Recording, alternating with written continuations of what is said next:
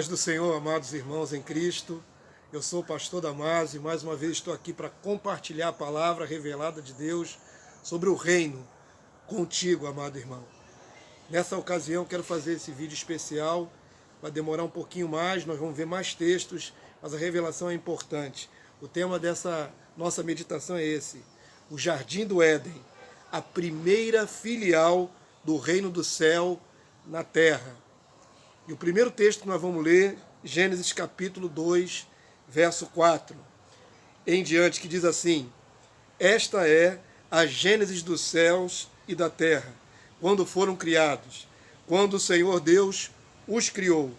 Não havia ainda nenhuma planta do campo na terra, pois ainda nenhuma erva do campo havia brotado, porque o Senhor Deus não fizera chover sobre a terra, e também não havia homem para lavrar o solo. Mas uma neblina subia da terra e regava toda a superfície do solo. Verso 7. Então formou o Senhor Deus o homem do pó da terra, e lhe soprou as narinas o fôlego de vida, e o homem passou a ser alma vivente. Agora presta atenção no verso 8, é o nosso texto-chave. Gênesis 2, 8 diz assim: e plantou o Senhor Deus um jardim no Éden, na direção do Oriente, e pôs nele o homem que havia formado. O texto bíblico fala de maneira assim bem especificamente da geografia, né? Dá pontos aqui na palavra, pontos de orientação geográfica. Vamos fazer uma pequena exegese no texto bíblico. Vamos analisar as palavras que são muito importantes para o nosso entendimento dessa passagem. No verso 8 especificamente, diz que Deus plantou o jardim no Éden. E é muito interessante, a palavra plantou no grego, no hebraico, significa estabeleceu, fixou. Então presta atenção, né? Eu vou ler aqui o verso 9 para fazer a diferença. Não é? Gênesis 2, 9. Diz assim: do solo fez o Senhor Deus brotar toda sorte de árvores agradáveis à vista e boas para alimento, e também a árvore da vida no meio do jardim, e a árvore do conhecimento do bem e do mal. Percebam que no verso 9 diz que o Senhor fez as árvores, né? Todo o sistema de vegetação, ele surgiu pelo poder de Deus, brotou. Mas voltando ao verso 8, quando fala a respeito do jardim, não diz que brotou, diz que ele foi plantado, fixado. Se você pensar bem nisso, não é? Quando você vai comprar uma muda de planta, você vai num lugar, compra aquela muda, ela vem dentro de um saquinho com terra, você chega no seu canteiro, abre um buraco e traz esse saquinho, ou tira o saquinho, a embalagem, mas vem com aquele tufo de areia, de terra, junto com a raiz, e você fixa no buraco. Ele é colocado ali. Isso é um entendimento importante sobre o reino de Deus. Porque o Éden, não é? A palavra Éden significa delícias. E a palavra Gan Éden, jardim fechado. No hebraico, a palavra é Gan Éden, um jardim fechado. Então, não era toda a terra. Não está se falando de toda a vegetação do ecossistema que Deus estabeleceu. Está se falando de um lugar específico, dentro de todo o planeta, não é? Dentro de toda aquela área havia um lugar fechado, um jardim específico. Era ali, então, a sede que o Senhor ali colocou o homem. Nós vamos ver mais adiante. Então é importante entender que o Éden não brotou da terra como o restante da vegetação. O Éden foi plantado nela. A palavra persa pardes, não é? Significa pomar cercado por um muro. E dessa palavra se originou a palavra grega paradeisos, que no nosso português significa paraíso.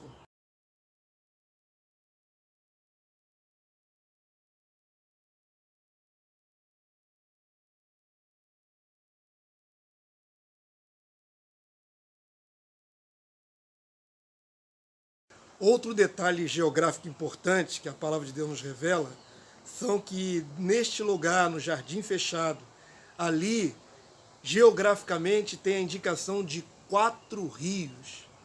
Vamos ler o texto? Gênesis capítulo 2, na continuidade, do verso 10 até o verso 14. E saía um rio do Éden para regar o jardim, e dali se dividia, repartindo-se em 4 braços. O primeiro chama-se Pison, e é o que rodeia a terra de Avilá, onde há ouro. O ouro dessa terra é bom, também se encontra lá o bidélio e a pedra de onix. Verso 13. O segundo rio se chama Gion, e é o que circunda a terra de Cuxi. E no verso 14, o nome do terceiro rio é Tigre, e é o que corre pelo oriente da Síria. E o quarto é o Eufrates, o rio Eufrates.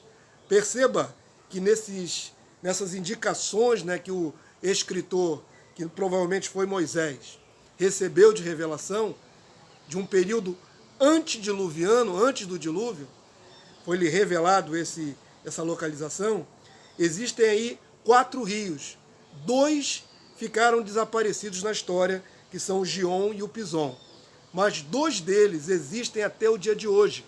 É o rio Tigre e o rio Eufrates, ali na Mesopotâmia, entre rios. E aquela área ali, mais ou menos entre o Iraque e o norte do Irã. E eu quero continuar mostrando isso a você, alguns detalhes sobre esses rios, né, para tentarmos nos aproximar da possível localização do jardim de Deus na terra.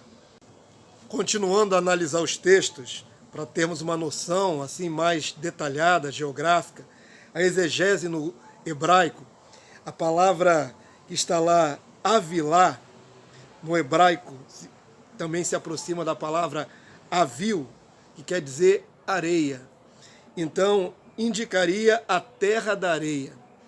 Alguns estudiosos, né, mais aprofundados, chegam a crer que se diz respeito nesse texto, a palavra Avilá, a ali o deserto da Arábia. Você vai me perguntar, mas no deserto da Arábia há algum rio? Também os estudiosos, né, se baseiam em pesquisas científicas atuais. Visões de satélite indicam que é possível que corresse em tempos primitivos um rio cortando ali o deserto da Arábia e desembocando no Golfo Pérsico. Esse rio seria o rio Kuwait. É assim que é dado o nome a esse rio. Somente da altura, né, do satélite se consegue visualizar algum rastreio desse possível veio de rio, que não existe mais. Temos que lembrar que esse episódio bíblico é no começo da história humana e é antes do dilúvio, e que veio o dilúvio depois e mudou um pouco, né, a estrutura, né, a topografia da terra. Então é provável que os rios que nós não enxergamos agora, né, nos dias atuais, eles tenham sido de alguma forma alterados no período catastrófico do dilúvio. Também há uma outra indicação aqui, falando sobre o Gion, que é Cuxi, que significa provavelmente a terra da Núbia ou a Etiópia, e isso aproxima ao nordeste da África, e esse rio poderia ser o rio Nilo. Contudo, essas mesmas pesquisas, né, que os estudiosos fazem, apontam que também poderia ser um outro rio, indo para uma outra localidade, não vindo aqui para o ocidente, mas indo mais para o oriente. Se o Tigre e o Eufrates desembocam no Golfo Pérsico, e se esse rio Kuwait existiu realmente, cortando ali o deserto da Arábia, também iria na mesma direção. Então faria mais sentido que esse outro rio também fosse para o lado oriental, como diz o texto, né? Deus plantou um jardim para o oriente. E aí temos algumas indicações. Por exemplo, o historiador judeu Flávio Joséfo, que viveu no século I, 100 depois de Cristo, é muito conceituado esse historiador judeu. Na visão deles, não é, identificava o rio Ganges, na Índia, como sendo um dos rios que afluíam ali para a terra onde estava o Jardim do Éden. Não há provas nenhuma dessa localização. Então sempre se procurou estabelecer pelos detalhes bíblicos onde seriam, né, aproximadamente a nascente desses rios, que indicaria onde estava o antigo jardim secreto, o jardim fechado, o Éden, né, o jardim de delícias.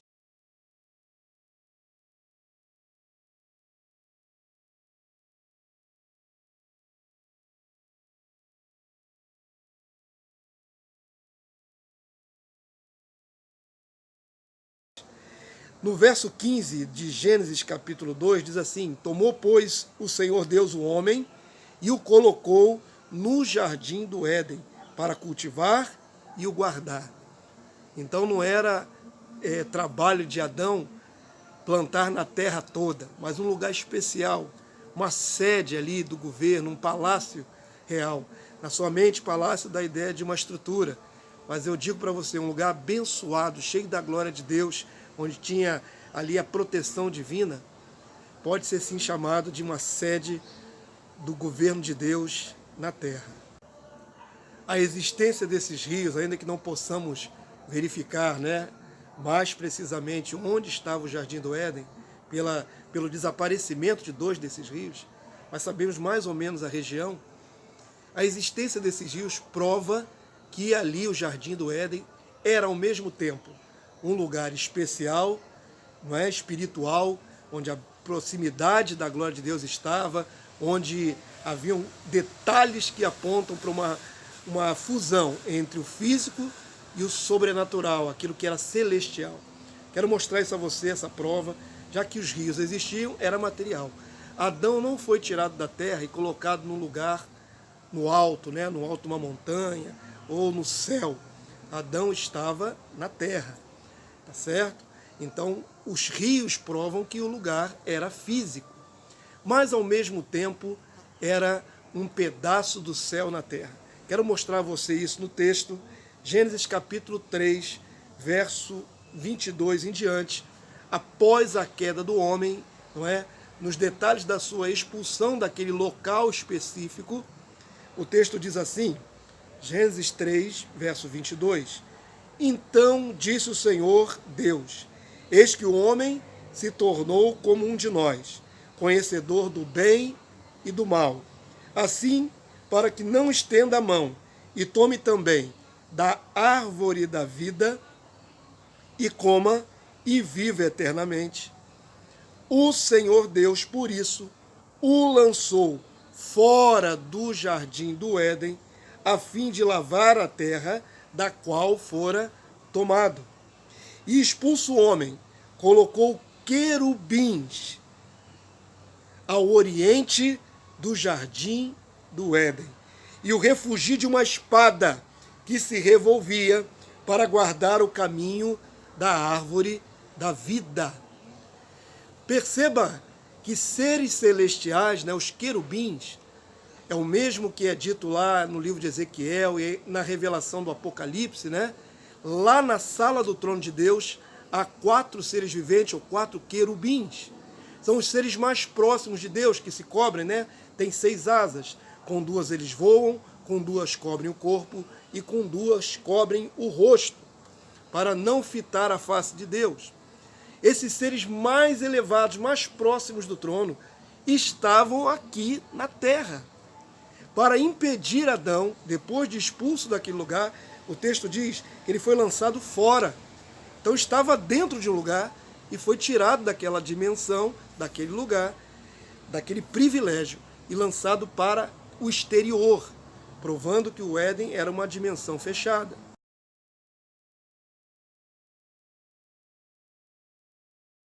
E a palavra de Deus diz que eles foram colocados ali, os querubins, não é?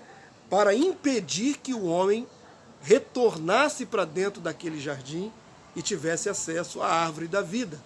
Sendo pecador, estava agora contaminado, debaixo de condenação, não podia viver eternamente naquela condição. Deus não podia lhe dar a imortalidade, não é? A palavra de Deus diz que ele foi lançado fora para cultivar a terra de onde fora tomado. Então o homem passou de um lugar privilegiado, de uma sede ali onde a presença de Deus era real, para o exterior, para a terra comum, digamos assim, lá onde ele teria que trabalhar ao suor do seu rosto. A palavra de Deus diz que havia uma espada que revolvia naquela localidade para impedir o homem. Então, tudo isso prova que o Jardim do Éden era, ao mesmo tempo, não é, um lugar físico, mas também um lugar glorioso, um lugar celestial, um pedaço do céu sobre a terra.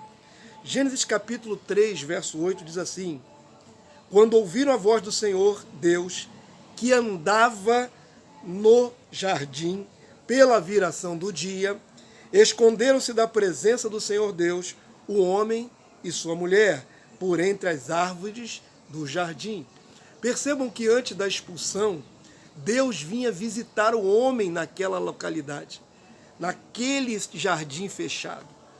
O Éden era um ambiente onde a presença de Deus, não é? Ainda que Deus esteja presente em toda a sua criação, toda a terra está cheia da sua glória, mas era um lugar especial onde podia conter ali a Shekinah, a manifestação da presença de Deus.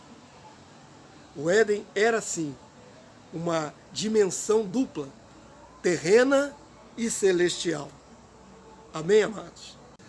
Ao longo da história, a igreja sempre procurou, identificar onde estaria o Jardim do Éden.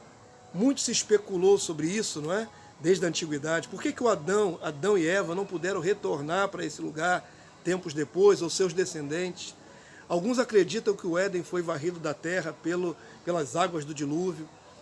Mas, queridos, a mentalidade humana tenta completar aquilo que não está revelado. Não está revelado qual foi o paradeiro daquele Éden original, né? Não temos assim muitos detalhes. Alguns pensaram, na Idade Média, que o Éden foi deslocado para outro lugar, para o Oriente, ou coisa parecida, para cima de um monte. Mesmo no tempo das navegações, nas descobertas, quando se descobriu aqui as Américas, a beleza paradisíaca das Américas ainda nativa, aquelas plantas nativas, os animais coloridos, fizeram muitos pensar que seria nesta borda do planeta, nesse lado ocidental, para onde Deus deveria ter levado o Éden. Mas o fato é que a palavra se cala. Depois que Adão é tirado do Éden, o Éden não é mais visto sobre a terra. Para onde então Deus teria levado essa dimensão que ele trouxe? Percebam que ele plantou. E se ele trouxe, e era uma dimensão celeste e ao mesmo tempo terrena, ele também pode ter removido essa dimensão de volta para a sua origem. Eu quero mostrar uma palavra revelada a você que indica que aquilo que nos foi tirado, tirado da humanidade, tirado do homem, o acesso ao Éden, é retornado quando o reino de Deus for estabelecido. De certa forma, o período milenial, quando haverá uma restauração de todas as coisas na terra, com a vinda do Rei Jesus, o mundo já vai sofrer uma mudança. Vai ser tirada a maldição de sobre a terra e o mundo vai produzir uma beleza parecida com o Éden original. Mas haverá um novo céu e uma nova terra. Depois do período milenial, virá então a eternidade, com esse novo céu e a nova terra. Tudo será transformado.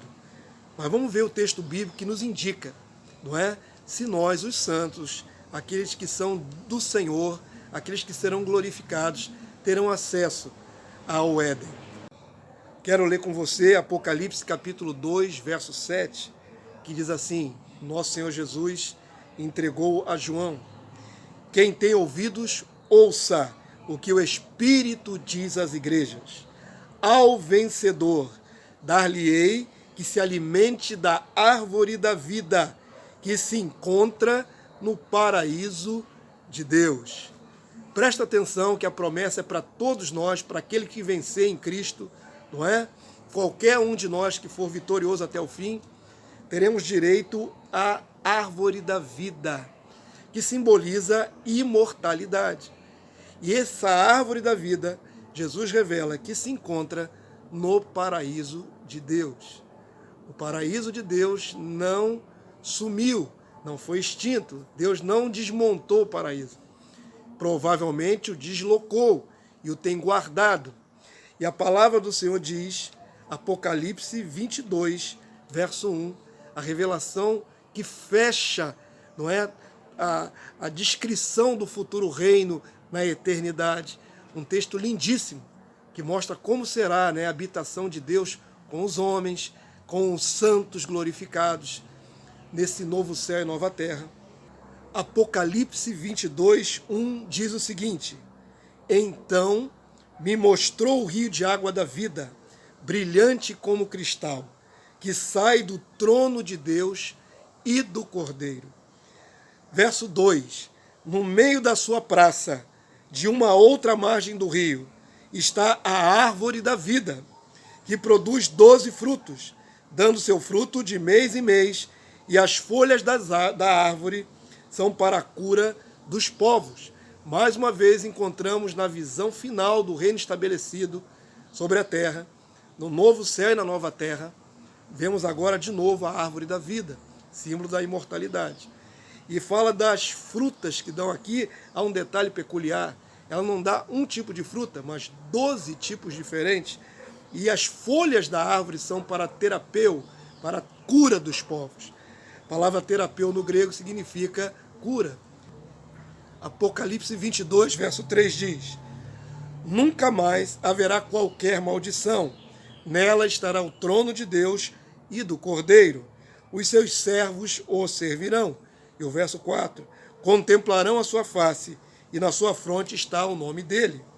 Verso 5: então já não haverá noite, nem precisam eles da luz de candeia, nem da luz do sol, porque o Senhor Deus brilhará sobre eles, e reinarão pelos séculos dos séculos. Amém. Esse é o desfecho final da alegria vindoura dos santos, junto com Deus, junto com o Rei Jesus, para sempre, vivendo neste lugar maravilhoso, onde tem a árvore da vida. Então, para concluir esse vídeo especial, eu quero dizer a você que aqui na Terra já houve um lugar geográfico, lá no Oriente, onde Deus plantou uma dimensão celestial e convidou o homem que formou da terra para estar neste lugar especial. E por um período Adão reinou ali dentro, dando nome aos animais, convivendo com Eva em perfeita harmonia. E nesse período de um protótipo do reino, né, uma miniatura do reino, que não sei quanto tempo durou, porque não há indicações cronológicas no texto para dizer da formação de Adão e Eva até a sua queda, quanto tempo passou, mas é fato que houve na terra uma sucursal, uma pequena filial do reino celestial. Não há espanto algum em que a história finalize com Deus vindo com Jesus habitar com um homem sobre a nova terra. Começou num jardim, começou com uma árvore específica, ou mais de uma, a árvore da vida e a árvore do conhecimento do bem e do mal, mas num lugar paradisíaco. E vai terminar a história da humanidade, dos santos redimidos, também num lugar paradisíaco. Quando tudo isso se consumar, não é? A palavra de Deus diz que reinaremos com eles pelos séculos dos séculos. Amém. Vai juntando na sua mente esses detalhes para formar um quadro mais bonito, não é, do que será a redenção dos santos. E creia, o reino de Deus virá e será estabelecido sobre a terra, tanto no milênio como na eternidade. Que a graça de Deus seja sobre a tua vida, que você continue perseverando em entender essa revelação, não é? Tudo que mostramos tem a base na sua palavra, na palavra de Deus.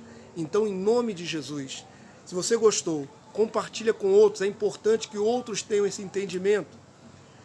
E também se inscreva no canal. A inscrição fará com que outros também possam ter acesso. Quanto mais gente inscrita, quando chegar um certo número, nós poderemos divulgar para um número maior de pessoas. Então nos ajude se inscrevendo no canal. Visão do Reino. Que a graça de Deus seja sobre a sua vida e que esse entendimento possa te trazer alegria, gozo espiritual. Que venha o reino, que o reino de Deus se estabeleça. Amém, amado? Fique na paz do Senhor Jesus. Até o próximo vídeo. Amém.